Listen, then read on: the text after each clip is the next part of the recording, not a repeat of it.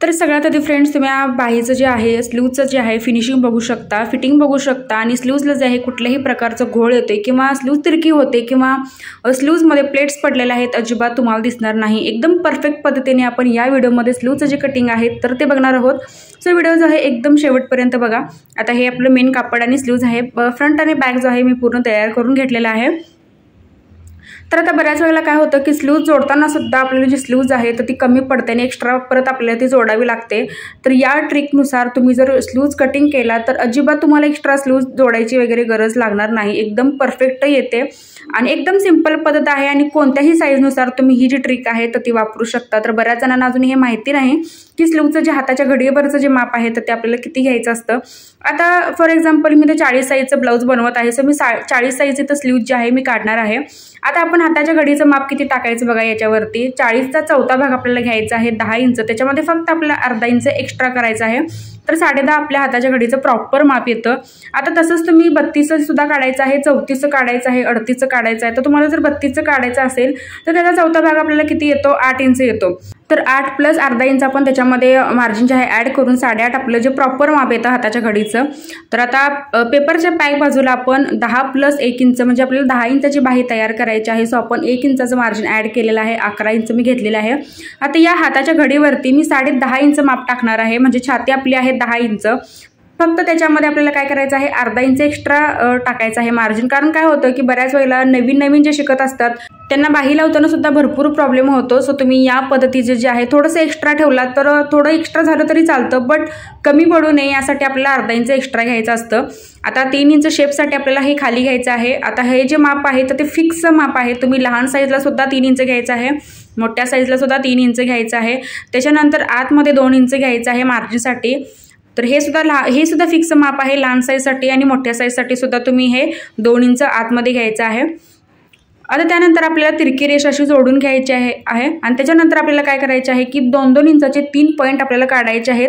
आता हे जे माप आहे तर ते मोठं माप आहे, बट तुम्ही जर 34 साईजसाठी बनवत असाल किंवा 32-30 साईजसाठी स्लीव्ज काढत असाल तर फक्त आपल्याला याला जो गॅप आहे 1.5 इंचाचा ठेवायचा आहे। आता हे माप मोठं असल्यामुळे मी 2-2 इंचाचे पॉईंट काढलेले आहेत।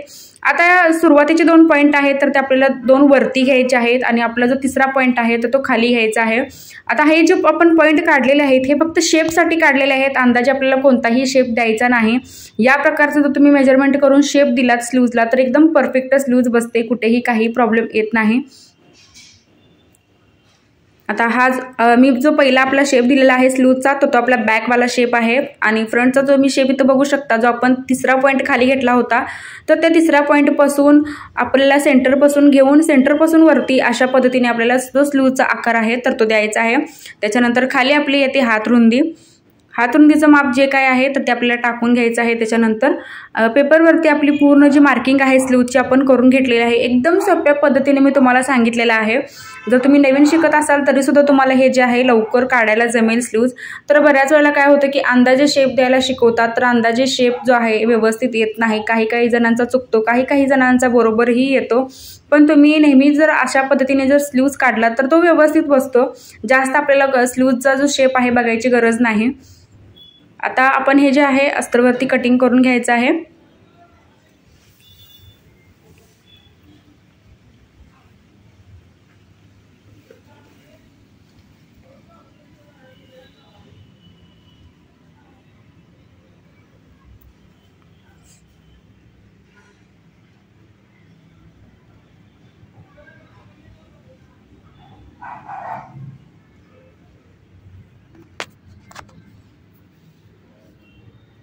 आता या साईडला जे आहे मला थोडंसं इथं जॉईंट जे आहे तर ते द्यावं लागणार आहे।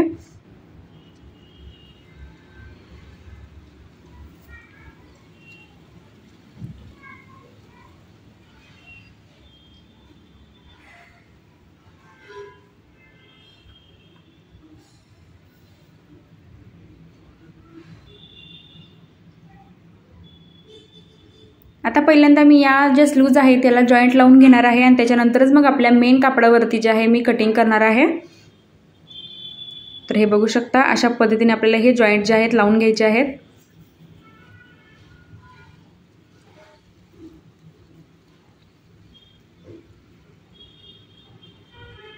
जर माप मोठं असेल तर स्लीव्जला जॉईंट हे येतातच अस्तरला किंवा मेन कापडाला जे आहेत ते.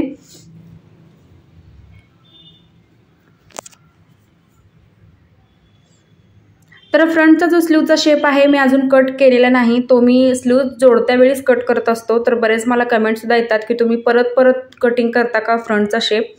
तर काय होतं की मी जास्त बघत बसत नाही शिवत्या वेळी, म्हणून काय करतो की मी ज्यावेळी मी स्लीव जोडत असतो तर त्यावेळेसच मी तो वन साईड आपली जी असते फ्रंटवाला शेप जो असतो तर तो मी कट करत असतो. आता मी दोन्ही साईडला जे स्लीव्जला जॉईंट होतं तर मी ते लावून घेतलेलं आहे. आता आपण मेन कापडावरती ठेवून या जे स्लीव्ज आहेत त्या कट करायच्या आहेत. तर थोडंसं मी एक्स्ट्रा काढलेली आहे जी स्लीव्ज आहे ती, कारण बॉटमला आपल्याला धडी आहे, सो व्यवस्थित ॲडजस्ट होण्यासाठी मी एक्स्ट्रा जी स्लीव्ज आहे कट केलेली आहे.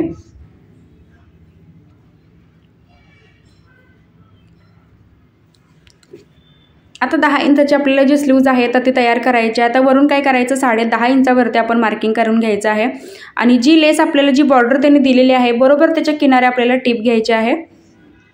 कापड व्यवस्थित ॲडजस्ट करून आपल्याला ही जी टिप आहे व्यवस्थित अशी फिनिशिंग सहित मारून घ्यायची आहे.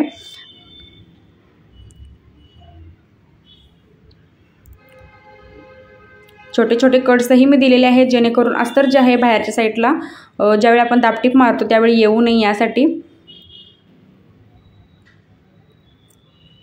तर 10.5 इंचाची आपली ही जी स्लीव्ज आहे ती अशी तयार होते आणि शोल्डरमध्ये आपण ज्यावेळी ती स्लीव्ज जॉईंट करतो तर त्यावेळी ती 10 इंचाची आपली प्रॉपर जी स्लीव्ज आहे ती तयार होते.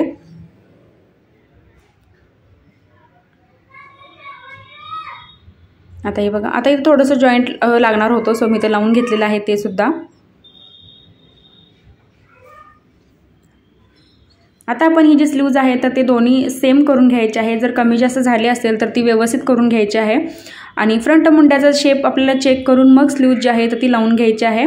आता हे बघा, 1/2 इंच मी डाऊन केला फ्रंटचा शेप आणि त्याच्यानंतर हा मी फ्रंटवाला जो शेप आहे स्लीव्जचा कटिंग करून मग ही जी स्लीव्ज आहे तर ती अशी अटॅच करून घेणार आहे. 1/2 इंचच्या स्पेसवरती आपल्याला ती जी स्लीव्ज आहे तर ती लावून घ्यायची आहे. आणि कधीही तो लावताना आपल्याला जो आहे सेंटरपासून स्लीव्ज जी आहे तर ती लावून घ्यायची आहे. एकदम परफेक्ट बसते स्लीव्ज, अजिबात कमी वगैरे पडत नाही. जर तुमची स्लीव्ज कमी पडत असेल तर तुम्ही नक्की ट्राय करा ही जी मी तुम्हाला मेथड सांगितलेली आहे ती. सो फ्रेंड्स, आजचा व्हिडिओ तुम्हाला कसा वाटला कमेंटमध्ये नक्कीच सांगा. काही डाऊट असेल तर तेही तुम्ही मला कमेंटमध्ये विचारू शकता. नेक्स्ट व्हिडिओ तुम्हाला कोणता बघायचा आहे तेही मला कमेंट करून सांगा आणि व्हिडिओ शेवटपर्यंत बघितल्याबद्दल अगदी मनापासून धन्यवाद.